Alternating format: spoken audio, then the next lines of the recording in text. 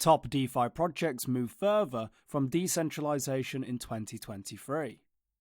Despite nearly 6 years passing since the inception of decentralized finance, in 2017 it's still experiencing childlike growing pains in 2023. DeFi underpins many Web3 properties which experience hacks and exploits weekly. Multi-million-dollar exploits remain commonplace.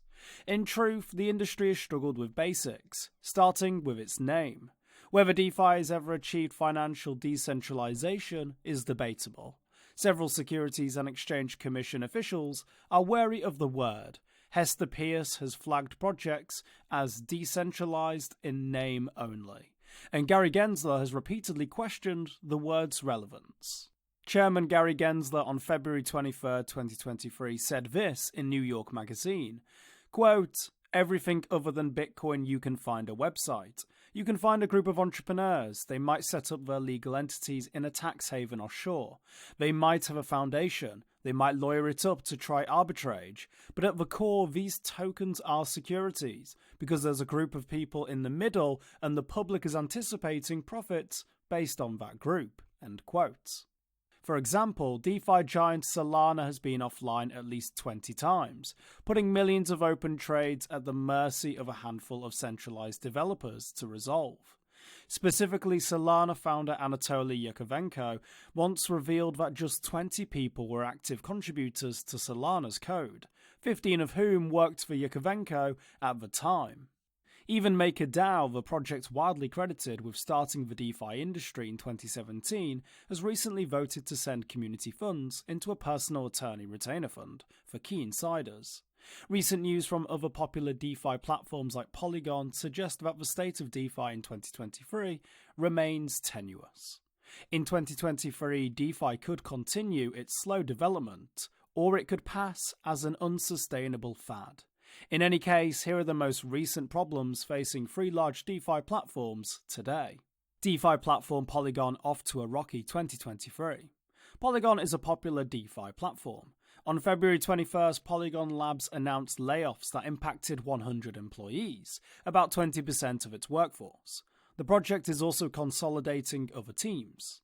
Worse, developers forcibly reorganized its blockchain, erasing 157 blocks containing hundreds of user transactions. On February 22nd, a Polygon block explorer called Polygon Scan went down for several hours. This outage led to valid concerns about a Polygon network outage. Some Polygon nodes lost their synchronization with the rest of the network. Critics assumed the worst. Amid the catastrophe, Polygon Labs conveyed confidence. It noted Polygon's rapid growth and claimed it has $250 million in cash and $1.9 billion of its native token, Matic, within its treasury.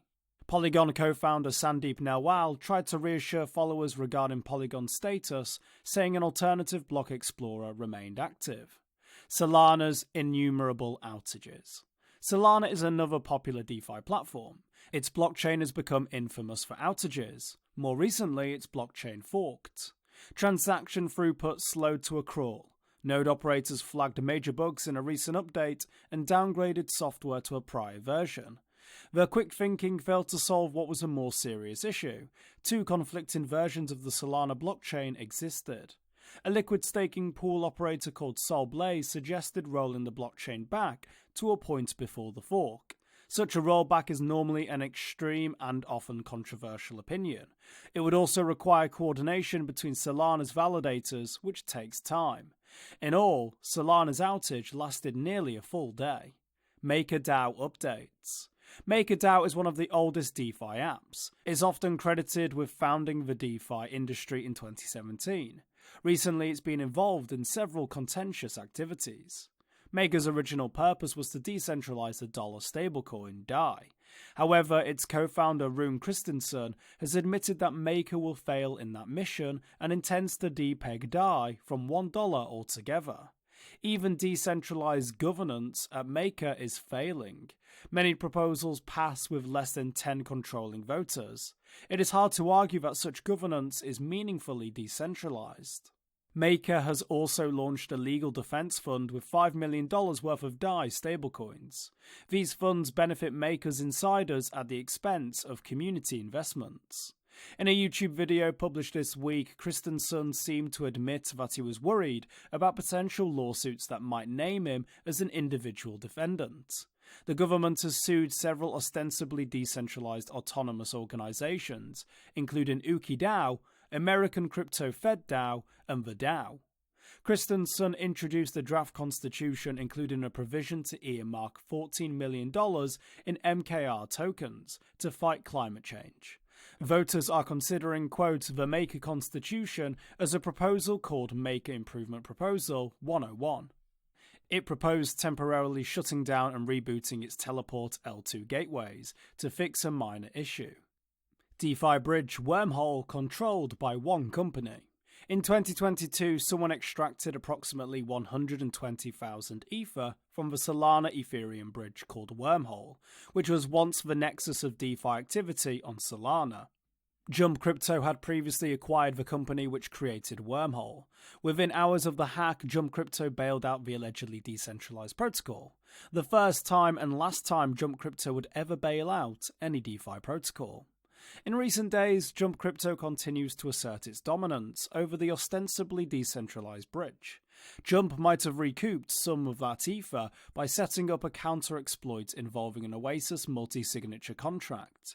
It tricked an Oasis contract into sending funds to a wallet that looks like it belongs to Jump Crypto.